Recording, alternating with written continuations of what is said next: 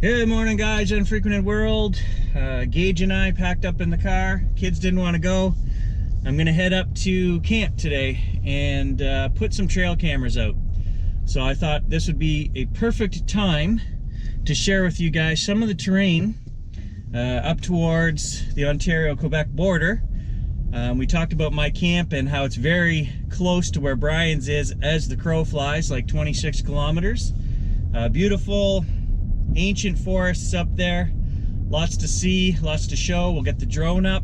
I want to show you guys when we come back from the camp, there's a huge beautiful swamp just off the highway, which is at the end of the Sandam Road. That was our last outing, and I didn't drone that one because there was logging trucks and stuff coming out constantly down that road. So today we're going to go down another little road, and I want to drone that swamp for you guys just to take a look and show you. It goes for miles, that swamp. But that's the plan for today. And thanks for tagging along. Yeah, I know. You're the only guy who wants to go anywhere with me. So where we're heading today, it's about a 150-kilometer round trip from my place. That's just the highway portion. We have to boat into my camp. There's no road on the Ontario side. We're actually going to cross into Quebec right at Temiskaming, put the boat in there, and then we're going to go upriver maybe 5 kilometers. And my dad's camp is on the left side of the Ottawa River going up, which is the Ontario side.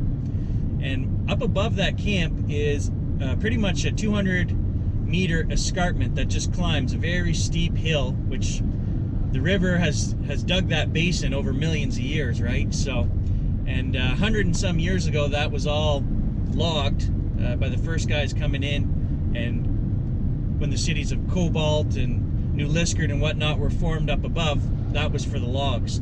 So there hasn't been any activity behind my dad's camp in over 100 years in terms of logging. It's actually protected forest right now. They will not be selling any lots in there. We are the only camp on that side of the river. That first, 5-6 kilometers stretch there, it's all protected land. There are no camps, no lots, just empty, old growth forest. So what I'm hoping to do today is to climb that escarpment, and there should be a logging road on top of that, 200 yards, behind my dad's camp. And from the 1830s, there should be a logging road. And if we can see any kind of opening or trail there still, I'd like to set the trail cameras up there. Any animals, like I've said before, are going to take the path of least resistance through the bush. And those old trails are usually great spots to capture animals. Deer, moose, lynx, whatever's moving through the area. And if there is Sasquatch, they would follow those same patterns. So I managed to find 7 reports for sightings, vocalizations, and tracks from 2014 up to 2018 for the Temiskaming Shores area. It's a fairly big area. Goes right from Temiskaming up to New Liskeard to the Tri-Towns, Cobalt.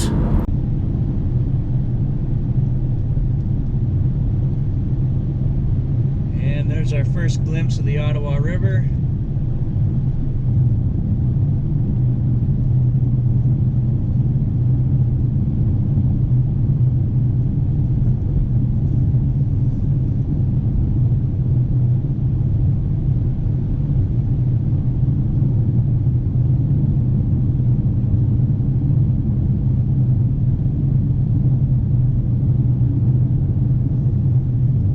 White smoke you see off in the distance there's a paper mill in Temiskaming.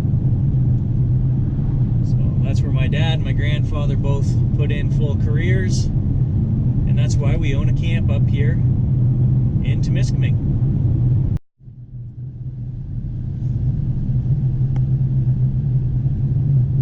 So here's the bridge that takes us over into Quebec.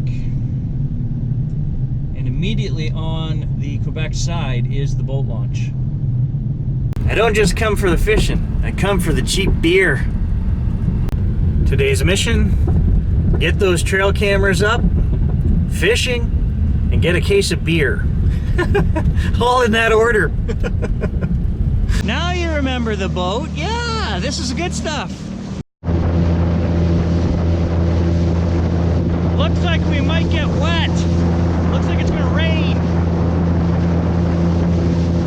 So we put in straight around that point down there, maybe 3.5, 4 kilometers, not quite as far as I thought it was gonna be. And all of this side, there isn't a single camp. That is all protected old growth forest. And it's gonna stay that way, well, hopefully the next 100 years. Who knows what'll happen then, but until you get up to this point, there's one camp on that point, and ours is right beside it. And that's our little camp there. So we've added an addition on there, a bunkie outside. And in the next year or two, that camp has to come down, but it's a big job because there are no roads. So we've got to boat everything in to do that. So there's the old camp, and you can see that it was built in 1951.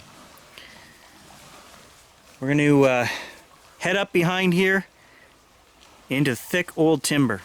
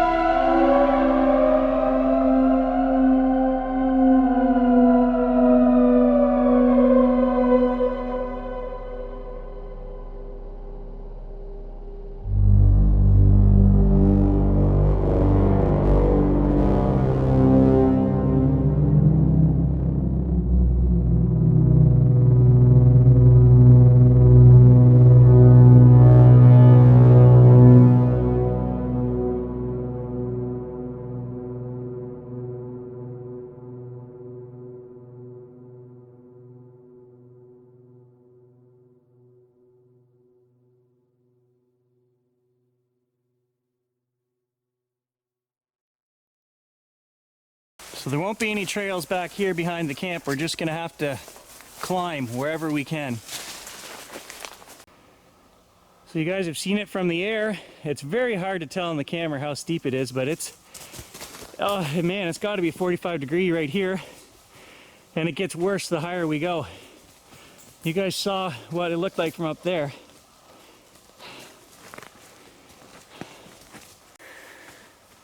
It is surprising that nobody's ever walked up here, but we've never had a reason to walk up here. So we come to the camp to go fishing and whatever, and we've never put trail cameras out here. So it'll be a surprise when I get up there. If I can see any kind of old remnants of a road, that will be perfect. That's what I'm looking for, but it was the main thoroughfare from New Liskeard down to Temiskaming. So, and I have a map which I can show you guys on the computer. I think it was 1830. So that's what I'm looking for. Ooh. Gage, no. Gage, get up here. don't know if you guys caught the end of that, but oh, I stepped right here and a great big boulder, probably 600-pound boulder, rolled out of there and went right down the hill. I gotta be careful. I wondered why my leg was stinging, but when that boulder went past me there, it scraped me. Scared the bejesus out of me. So just to show you, that's where that rock came out of earlier, up in that rock pile. And it rolled right down here. And it ended up quite a ways. Right down there. Oh, here comes the rain. Nuts.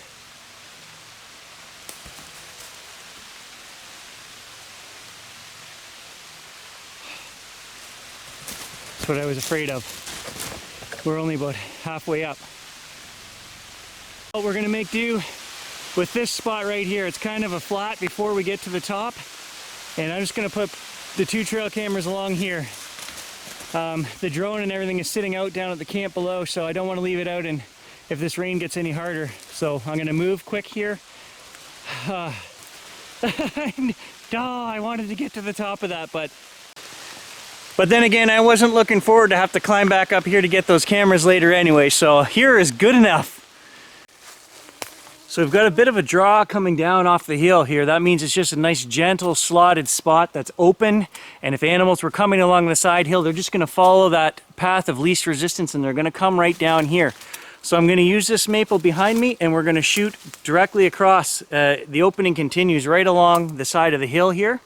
Today I've brought adjustable mounts so that we can point our cameras up or down. Those are the handiest thing to have. And we're gonna set up 2 cameras right here on this face.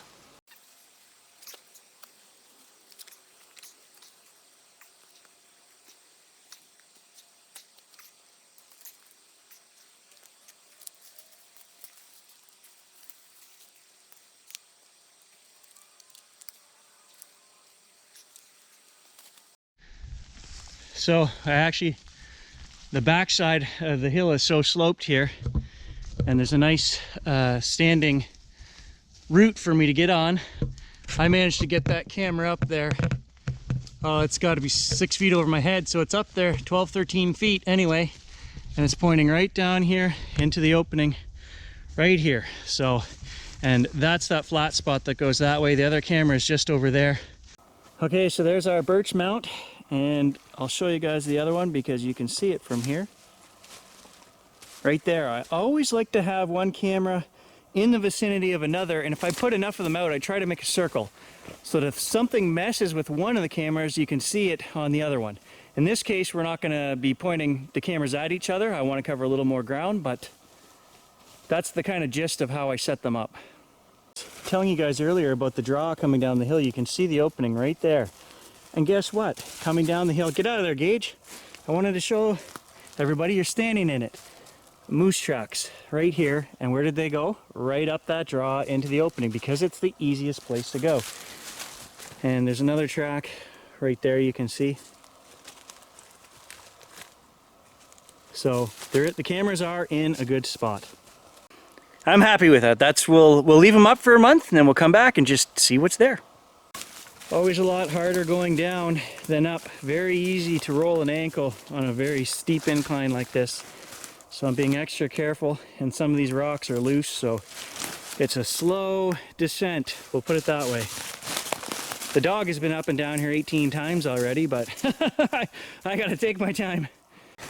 Talk about all these guys going missing under mysterious circumstances and that. Well, it's just the wild, guys.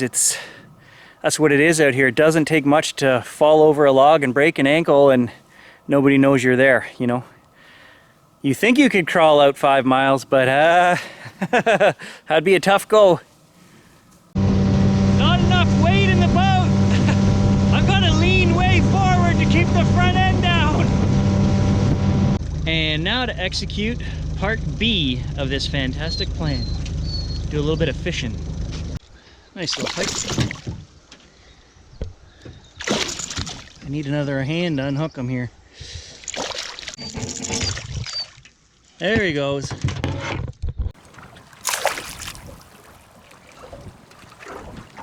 You gonna unhook that one?